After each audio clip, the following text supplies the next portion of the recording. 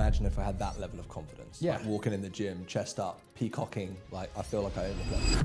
When we asked personal trainers for the one thing that they would remove from their business if they could, it's making content, at least until they learn about the weekly client machine. The weekly client machine gives you a structure that turns chaos into clarity. And when our clients run it, it produces conversations every day and clients every week. Let's get into it. Today is all about something called the weekly client machine, which has been a game changer for us, a game changer for many, many of our coaches in helping out with one of the most frustrating things when it comes to running a business as a personal trainer, making content. So I think the best thing to get some context on this is to talk to people listening or watching this and explain to them high level, maybe one of the main reasons why they're not as far on in their journey as they actually wish they were. Yeah, like I said in the intro, I think myself included, we have challenges internally for ourselves around making content. And one of the big problems we find with personal trainers is that they often go through a phase where we get some clients, we get busy in getting to talking to people, but we don't have a system behind being visible and being known and creating conversations and bookings on a consistent basis. Yeah. And so what we're trying to create here is a relatively simple and easy way to make yourself known to the local community so that we can get a constant stream of clients and we never have to worry about filling our diary ever again.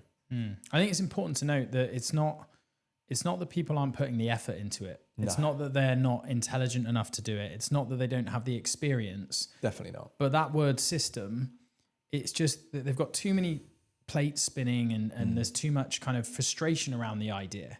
Yeah. And one of the things that I've seen a lot is that people will do things that will get them busier, but then in being busier, that removes the huge amount of time that they initially needed to do the things that got them those clients. And so when they get them, they stop doing the things that got them there and they start to move backwards again. So it kind of creates this kind of cyclical relationship between getting a bit busier and then dropping down again. And then you get some more time back so you can do all of the heavy lifting that you have to do. So what we wanted to do with the way that we help our coaches create content is do something that is continuous. It's not overwhelming. One of the ways that we do that and helping people become a lot more consistent with their marketing is helping them understand where to get the ideas from, which is often such a big stumbling block because, sat down that vision of, and if you're watching this, listening to this, you can probably relate, you're sitting down at your laptop going, right, I need to make some content. And the brain just goes empty. Yeah. And you end up talking about freaking how much water somebody should drink or something that just is not going to connect or resonate. Yeah. So we've got this thing called the content flywheel. Could you give us a bit more information on that? I think this is going to be one of the most valuable things about today. So the content flywheel basically states that you already have the ideas, the raw materials, if you like, of what you need to use and publish on social media. And those raw materials, when published in the right way, will attract the right kind of people. And those raw materials come from the very conversations that you're having every day with your clients. And so the content flywheel says that if I want more clients like the ones I've already got, what I need to do is look inside my delivery, the service, the training sessions that I'm having, the conversations that I have with them on WhatsApp or in my community, the check-ins that I do with them, be able to pick out like the core themes, the problems, the issues that I'm helping clients resolve, and then simply turn that into content. And if we just treat it like, okay, well, a flywheel is basically a thing where if I get it moving, it gets stronger and it stabilizes itself. So we take an idea from a client problem that we're solving, we make a piece of content about it. That piece of content attracts more people to have more conversations with, who become clients, and then we just repeat the process again and again. And if you get this machine whirring, so to speak, your knowledge and understanding of your clients and who you help gets better and better and better. It's on a spectrum of how deep you understand them. And if we create some other structure around it, which we're going to talk about today, your ability to create a really engaging piece of content will improve over time. And so this flywheel just starts turning, and then it gets stronger and stronger and faster and faster. Yeah. So basically what we're saying is you've already got the answers in the people that you're serving. Like what's going on in their world is also going on in lots of other people's worlds, but they just don't know that you know about that. Exactly. That you don't need new ideas is the punchline. Yeah. So it does two things, right? Like you said, it creates ease and speed of coming up with the ideas, but it also stops you talking about things that aren't relevant to your audience. It stops you like thinking that you need to come up with 500 different ideas. You just need to keep talking about the problems and the frustrations that your current clients are facing, because that's the stuff that really matters. That's in the here and now, and that's going to relate to so many. The other cool thing that happens, and if you're listening or watching to this now, you'll have a bit of a matrix moment, because we run the weekly client machine and this is it. So what we've done is we've said, well, a lot of our clients struggle with content. So we made some resources and training and workshops and worked with people hands-on to help them make it easier, make it better, and make it integrate into what they're already doing. So they don't hate it and have bad feelings around it. And then what we've done is we've said, well, let's take that and make a podcast about it, record a video, and then give away some resources. And what that does is it will help us in generating leads and starting conversations with great coaches that we may or may not end up going on to work with. Yeah, 100%. Yeah, we're very transparent about the fact that most of the stuff that we share here, most of the stuff we share with our coaches is just the stuff that we found that works over the last 20 years. Yeah. And practically speaking, the content flywheel, how do I do that? I'm training my clients and I'm like, right, David's told me I've got to listen to these conversations and turn it into content. What's the simplest way that I can do that? Yeah. So we have a weekly structure. I think the first thing I'll say is that if you're starting from ground zero, you don't have to post every day of the week. No. And it's a bit like when a client comes to you as a trainer and they haven't done any exercise for 6 months or ever, and they say, I want to lose 3 stone or I want to run a marathon. You don't make them run every day, or you don't make them train at the gym every single day. You want to find out what's the most you could do that doesn't feel overwhelming, that you could stick to for the next year. Yeah. Let's start there. And if that's one post or 2, great, let's start there. And let's steadily build it over time as your skills and experience and knowledge and organization improve. So that's the first thing. But we have six posts a week. And easy way to remember it is 5 Ps, raise hands. Got it. 5 Ps, raise hands. And so we use each calendar week as a container. And we say, right, this week I'm going to talk about one fundamental problem. So what you would do is, using the content flywheel, ask yourself, sit down and jot down on a piece of paper or a note on your phone, what's coming up for clients at the moment? What's a topical issue? And you might think, well, 5 of my clients are really struggling with, let's say, deadlifts, right, for example. And they're struggling with deadlifts because they want to strengthen their glutes, and they don't know what to do, and they feel a bit intimidated by the weights area. Maybe you have something in there. So you think, cool, I've got a central problem. I'm going to make some content that speak to those exact problems that my clients are facing right now. And obviously the problem that you pick out is going to be, by definition and by the system, specific to your client problems. So if you're already solving it for people on the inside, then there'll be other people like them that want to solve it from the outside. And so what we do is we think about, what's the problem? Let's break it down. Let's talk about the problem in as many layers as we can. So superficially, like, what's the problem? But what does that mean to the person? Like, what are the thoughts going on in their head? What do they worry about? What are they anxious of? What are they frustrated by? And how does it make them feel? How does it make them feel about themselves, their body, their health? And what are the consequences of that? If I don't address the problem, what's going to happen? And just by creating a piece of content that presents the problem, people will resonate and say, yeah, that's me. Yeah. And you'll almost rally together behind the problem. And that's all we want from that piece of content. We just want people to resonate. So that's one of the up to 6 posts. You don't, as we said, you don't have to do 6 straight off the bat, but one of the things you can talk about is what we call a problem post. And going back to the content flywheel, just one thing I want to add: when you're with your clients, the best way to get these ideas and not forget them is just to have a note on your phone. So as something happens, if I'm training you and you're struggling with your deadlift and you turn around and you go, I feel a bit conscious doing this in here. I'm going to get to the end of the session, say goodbye and go, right, felt conscious doing a deadlift, doesn't feel sure about this. And just, you're building this catalog of content flywheel material. And the thing is, you might already be doing it. You just don't know it. That's the thing. You might be making some notes after the clients on the program or in a document or a Trello board somewhere. And you think, actually, I've already got a lot of that stuff. Like, the raw materials are there. Okay, cool. Yep. So we've got problem. What's next? If we kind of go chronologically with this, it's like, now I've got the problem. What's the solution? Like, how do I solve it? And so here you get an opportunity to share what's your step-by-step process of solving that problem. What is a list of things that I could do differently or that I should avoid in order to do the thing? So this is where you think, okay, well, what this client or those clients that had this problem, what did I do? Break it down and just like make something really digestible. And I think with content, people love a list. People love step-by-step. They love guides. Even like if you know, we're not going to really get into how you produce it, like video or reel or whatever. Like we'll stay out of that for the moment. But the idea is show how you solve the problem. Nice. Okay, so we've got problem, we've got process. What's next? Next is proof. So you've now kind of used these clients as the idea generating thing.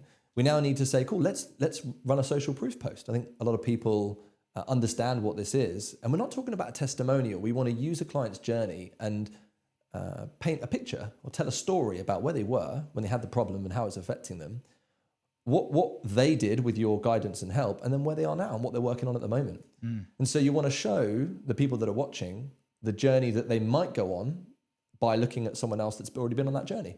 And that would be proof. Yeah, so this gives you evidence, a little bit of authority that you know what you're talking about, and the stuff that you spoke about in the last two posts actually works. Yeah. I think it's really important with this word testimonials and social proof. Every personal trainers classically think about, I need a before and after picture with them with their shirt off, and I need to have some incredible story. But you don't. Like if you're a transformation coach, probably most of your stuff is going to be geared around that. Yeah. But if you help people overcome their confidence, the last thing in the world that you're going to be getting from them is a shirtless picture of before and afters. So there's a lot more. Making the social proof linked to the problem is a really good framework because it helps you understand what social proof actually is. Yeah. It doesn't have to be an incredible before and after. It can be how Caroline went from not wanting to walk into the gym to walking in there, going into the free weights area and asking a guy how many sets he had left. Yeah. Like amazing social proof story. Imagine if I had that level of confidence. Yeah. Like walking in the gym, chest up, peacocking, like I feel like I own the place. How do I get there? Yeah. Okay, cool. What's next? Well, we've done 3 Ps. We did problem, process, and proof. We're now on to personal. So this is probably in terms of content creation, this is the biggest missing bit, I think, for most trainers. Yeah. We teach something called the 6-stage ladder, which is the 6 stages you've got to guide a stranger through in order to become a loyal client. And the first 3 are getting to know you, like you, and trust you. And so in order for before someone can buy into your services, they've got to actually buy into you first. And how could we expect someone to buy into us if we don't reveal who we are as a person publicly? So this is where it gets a bit of a mindset fuck, but you have to understand and accept that you need to pull back the curtains, be a bit vulnerable, be honest, show your real self on social media if you want to maximize the generation of leads. If you want the business stuff, if you want the tangibles, you actually need to look at the personal stuff. People buy into the personal trainer before they buy into personal training. Yes. It's so true. Yeah. And we've seen some of our best results. I'm thinking of projects like the community campaign and those kind of things where people are prepared to be transparent, to be vulnerable, to talk about their kryptonite. Yes. In terms of, because everybody puts personal trainers on a pedestal, and I think personal trainers put themselves on a pedestal. For sure. And so I did. Yeah, they're perceived in a certain way. I remember like going to a shopping mall and I had a packet of crisps in my hand and I saw a client about 100 meters away and I hid the crisps. Yeah, I've done that. What's a dick? Yeah. Like there's no need. Like you're not perfect. So don't present perfection. Show your vulnerability because people will relate to that. So the personal post is, ideally it's related to the theme, but it doesn't have to be. But what you're taking that day as an opportunity to share something about you. And ideally it's not, look how amazing I am, look how strong I am, look how committed I am. It's more, I also struggled with something like this or exactly this. And this is how it bothered me. And this is what I did to overcome it. I hope it's useful to you. It's much more of a share and an exposure than it is, look at me, I'm on a pedestal. I think the other use of personal is to show the other aspects of your life. Yeah. So you're not just a personal trainer. If you've got kids, you might talk about being a parent. Yeah. If there's a particular sport you play, you might talk about that. If there's another hobby that you like, or if you're doing DIY in your house, anything like that, just showing people that you've got layers. Yes. Because like working with someone that's one-dimensional is not not the most exciting thing, especially if health and fitness like isn't your bag. You know that you probably need a PT because your blood pressure's a bit high or whatever it might be. You don't really want to go with Captain America. Like you want someone that's going to have a little bit more depth to them, and you can get that across in your personal. Yeah. Cool. What's up next? So that's the fourth one. The fifth and final P is play. And play is about being playful on social media. Again, speaking to the personal piece just a moment ago, I think a lot of trainers, and you and I think definitely struggle with this, is that we feel like we have to perform when we're on social media. That I have to present myself as people should see a personal trainer, professional, knowledgeable, with wisdom and focused and determined and all the admirable traits. And actually, we need to let the guard down and be like, do you know what? I'm here to have fun. I've got a sense of humor. I've got a personality. I believe in some stuff. I find some stuff funny. I have a laugh, and you can connect with me. So again, it can be related to the theme. It doesn't have to be, but it's an opportunity to have some fun. Think memes, think jokes, think observations that are quite funny or, that are maybe quite meaningful. Start conversations about a topic. And these are the types of posts, the personal and the play, are actually the ones that will probably get the most engagement, likes and comments and conversations. But they won't generate, or you won't attract the right eyeballs, the silent eyeballs, unless you do the other stuff. Because they need to know that you know your stuff and that you help people that are or were where they are. But you also need to show the human side, which is what these two, the personal and the play posts, are about. Yeah, I often think that the play and the personal bring someone to you, and that creates the inquisitiveness for them to go and read some of the other stuff. I think it can happen both ways. I think as well. Like they might see something that's quite useful. Like, I resonate with that problem. But they're lurkers until they see the personal and play post. Sure. And then they go, I knew you were a smart guy, or I knew you knew your stuff, but I didn't know you were a nice guy. I didn't know you were cool. I didn't know you were easy. So I think it can work both ways. Yeah, it's important that we've got all of those things covered, right? Okay, cool. So we've got the 5 Ps. Yeah. 5 Ps, raise hands. Raise hands at the weekend, typically. Once you've gone through this journey, you've kind of said, here's a problem, this is how I solve it, and here's how you can solve it too. Here's a bit of proof that I know how to solve the problem. And Thursday and Friday are a bit like, let's let my hair down. You now know I'm a nice guy or a nice gal. Saturday or Sunday are an opportunity then to say, let's start a conversation around the topic. It doesn't have to be raise hands to let me know who's interested in my stuff, my services, my PT, my hybrid, my classes or whatever. But it's an opportunity to ask a question of your audience, which is a form of ask. We're trying to now get something from them, get them to do something. And the idea with marketing is that we can give and then we can ask. And what we want to do is figure out the right ratio based on where we're at. And I think it'd be dangerous to get into prescriptions here because everyone's different. It depends what you've been up to and where you're at now and what situation you're in. But we need to understand the give to ask ratio. And I think on a weekly basis, typically we can do a lot of giving during the week and then we can ask for something at the weekend. The askers, again, can range from let's have a conversation, like who wants some help on this topic, or who feels that this is a problem, or it can be a conversation. Or it can be, hey, I'm looking for some people that want to achieve this thing and I'm taking clients on right now. Like that would be the most direct form on the opposite end of the spectrum. But either way, the weekend is a chance to ask and raise hands. Yeah. So the ratio, like I say, we're not going to give specifics, but I think it's safe to say you want to do a lot more giving than you do asking. Yeah. And like that's a period, like across the board. And then the earlier in your journey, like the less you've done, the less you've given in historically, the more you're going to have to give, or the bigger the ratio is going to have to be on the give side. Yeah. And I think based on your interaction, that's going to also command how heavy your ask is as well, right? 100%. But ultimately, all of this stuff, what we're trying to get to is the point where we can create a conversation with a lead. That's all we're looking for. Yeah. So we've got this system. We've got the content flywheel. We've got the 5 Ps and the hand raising post that we can build up to. We don't have to start at 6. What's the one of the frameworks behind it is called the hourglass method. Tell us a bit more about that. Yeah. So I think this is the problem with most personal trainers, is that they think the content creation it's just solely about creating content. And I think what we get duped into by the world of social media is that the metric of likes and comments and reach and views are the determining factors of how successful, quote unquote, I am on social media. Yeah, yeah. Whereas the weekly client machine is this idea that we can build a machine that generates a client every week. So that's the initial frame. And we say, I'm doing this because I want to get clients. We start there. Cool. Now, if we break the machine down into different constituent parts, right? But that's where we begin. So I don't care, views and reach are not the be all and end all, because I could have relatively very low reach to, if I'm comparing myself to someone else who's on social media. But if the stuff that I publish, and I follow the sequence that we've just outlined, generates me some great conversations with the right people that are local to me, and I end up booking 3-ish consultations a week, and I sign at least 1 or 2 of those clients up, which matters more? That I've got comparatively low reach and stuff, or that I get clients? It's the latter, obviously. We've seen that, right? Yeah. We've worked with coaches that have come to us with 50, 60, 70,000 followers and they've got 2 clients. Yeah.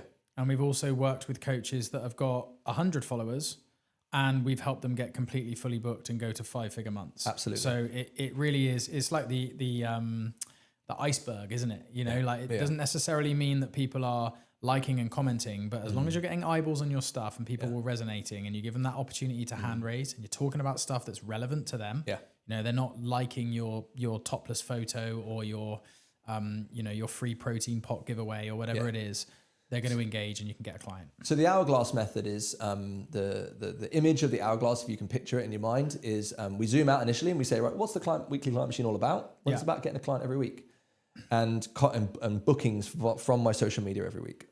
Okay, cool. That's the idea. Now let's zoom into the machine. Let's look at a bit like you were opening the bonnet of a car. And I don't know nothing about cars. I'm terrible. But you could open the bonnet and you could be like, oh, there's lots of different parts of the engine that all come together to make it work. Yeah. But one of those little bits might not work, like the radiator or whatever. Don't get too technical. Yeah, whoa. There's like a thing that keeps it. And then maybe there's a problem there. So I'm going to zoom in to that specific bit. And then I'm going to zoom back out again and say, okay, well now if I run that for a bit, is that better? Like, do I get more bookings or conversations? And you just keep doing that. Basically, if you've got that framework and you keep doing that over time, you'll make it better. And the other way of thinking about that as a trainer is trainers already do this with coaching their clients how to squat or deadlift, say, because you can break the deadlift down into what should be happening at the knee, what should be happening at the hip, the spine, the shoulder, and the neck. And you could look at the deadlift and say, pretty good, it's okay. It's sort of doing its job, but I know it could be a lot better. So let's zoom into the spine this week, Johnny. And then let's kind of like single that out, give some coaching cues and give some feedback and maybe do a few intervention sort of mobility exercises or whatever. And then let's do the deadlift again, see how it feels. So we're doing that zoom in, zoom out thing, which is really good. Nice. I think the other important thing in relation to who we're talking to here, for those of you that, if this is your first podcast or you don't know much about us, we specialize in helping face-to-face personal trainers. Yeah. Okay, we want to show them that you don't have to go online to have great success, to be able to scale a business and got all of the ways to do that. Yeah. But there's a big difference in marketing and content creation in that we aren't trying to go viral here. This is not the goal. In fact, we had Simon Strong, who's amazing social media guy, come and give a talk to our coaches, and he said, actually, if you went viral as a face-to-face coach, that could actually hurt your business. Yeah. The idea for us is that we want to create content that is going to connect you to your community. We want you to become famous in your postcode. Yeah. That's really important when you're zooming in, that you're not getting lost in the numbers from people in other countries liking and commenting, because that has absolutely no value to you being able to build the business that you have right now. What we want to make is conversations with people that can actually physically be accessible to you. Yeah, 100%. Okay, cool. So let's get a little bit more practical. We said at the start, like, it was probably the one thing that people would get rid of. And I think one of the reasons for that is because it takes so much time if you don't have the right system in place. So with the rule of 30, this is more of an outcome of running the weekly client machine. Yeah. What do we tell our coaches that not the moment they set it up, but the outcome that they'll get from running this a little bit and perfecting it and zooming in? Where will they get to with this in terms of time? Yeah. So a nice simple prescription is the rule of 30, which basically says every day you're kind of at work, and this is typically 5 days a week for our clients, is you want to be spending 30 minutes producing something, right? Content for the day. Now that can be batched, and you can just do that in one sitting if you want, or do it daily, whatever works for you. Both are fine. But 30 minutes a day making the thing. And that's the content flywheel, sitting down thinking about stuff, maybe writing a little post, recording a little video in the gym, whatever it is. Then you spend 30 minutes, you publish it, and then you engage on social media. So you go on there and you respond to comments, and you respond to comments on yesterday's post. And you might go into group, you're publishing it into groups and having conversations off the back of the thing you've posted. So you're visible on social media. It's the gym floor equivalent of being on the gym floor, so that the members of the gym can see you. Sure. We can't expect to sort of publish and then sort of open our DMs and wait. We need to be there and be active. So that's 30 minutes a day doing that. And then 30 minutes actually messaging. And this is where you are in the DMs or the PMs, and you're following up leads and you're having conversations, and you're checking in with maybe ex-clients, things like that. And you're in the DMs very actively. And those are the three buckets of things that we want to need to do to make the machine work. 30, 30, 30 every day. It's a really simple rule, but it definitely works to work toward. Nice. Okay, so we've got the weekly client machine in place. It's condensed into a really sort of workable framework for a busy personal trainer. What are the metrics that we want to try and achieve with this? When I say metrics, I mean, what are the, if we know that this is working well, what will this actually do for my business? Yeah. So we said at the very start, like the outcome of this, which we want to start, that's the frame, is a client a week. So we want a client every week, and this is humming and it's perfectly working. Client every week. You had to get that word in there, humming. Didn't you? I was chatting to him beforehand about using the word humming, and he snuck it in there. You dirty dog. Yeah, I know, it's dirty dog. So client a week. But we have this system called the 10-3-1, and it's a simple ratio of what we're trying to establish for our business every week, and it works beautifully with the weekly client machine. So the outcome of it is a client. But what do we need to do to get the client? Well, we need to do consultations. And so we want to aim to book 3 consultations a week. And we know that we'll get at least 1 client from those 3, probably 2. But we say one from 3 to get started at least. And then we say, well, what's the thing if we reverse engineer the consultation? What do we need before we have the consult? Well, it's a qualified lead in a good conversation. We've through 15 years, we've been kind of testing and trialing this both in personal training and in what we do now. Still very valid. Is that we want 10 qualified leads a week, and that typically for most people translates to 3 bookings and then the 1 consultation. So simple rule of thumb is 10, 3, 1, 10 qualified leads, 3 bookings, and 1 client a week. Nice. We plot all of this, or we show our coaches how to plot all this in a tracker so that they can monitor it week by week by week. Yeah. And that allows them to see what content is working, what's landing, what's not landing, what do I need to change, what do I need to do more of, which is really, really valuable. This was actually a ratio that I used to get fully booked. Yeah, you started this 20 years ago now. 2007. Yeah, so it was a combination for me because social media was a lot less prevalent back then. But it was a combination of gym floor conversation and social media. But I wouldn't rest until I'd hit my 10. Because I knew if I got my 10, I'd get 3 people booked in. And even at the very start of my journey, I knew that was one banker at least. And that's how you grow fast. Yeah. Cool. Okay, so that's awesome. It's a great system. It helps a lot of people. Takes a little bit of work. Yep. Where should people start? What should they do first of all on the back of hearing this? Like, cool, get it. Like, what could we give them from a starting point of view to think about when it comes to building the weekly client machine? Well, we've got a bunch of templates. Mm-hmm. That definitely helps, and it's something that if this is kind of connected with you, then we definitely want to get you some templates. Which is I think templates are a really useful way to get started. They can be a trap, because the temptation is the magic bullet mindset is I'll take the template, I'll just fill in a few words, and I'll publish it, and then magic will happen. So we're not those are 2 extremes. Like templates aren't the answer, but they also are very helpful. So we wanted to give out some templates. So I think best way to get it is for you via Instagram, because I just don't use Instagram that much. And we'll tell you in a minute how we get that. But that's kind of one place that I would start is grab some templates that work, and then start the process of learning how to make that that structure your own. Mm-hmm. Bit like programming, you take a basic program, but we know that if we individualize it to the person, it's going to work better. So that's what we do. I think frameworks is a nice way to think of it as well. Like you've got a framework there, so like the structure of it, but now you need to put your stamp on it and your beliefs on it. Yeah. I think the other things I would advise is like looking at your diary and making sure that you're actually scheduling time, repeated time every single week to collect the information from your content flywheel, to sit down and actually build the posts and create the posts. And don't get lost in a world of Canva if you're new to this. Like, there's honestly, like, the more human and the more natural it can be, the better.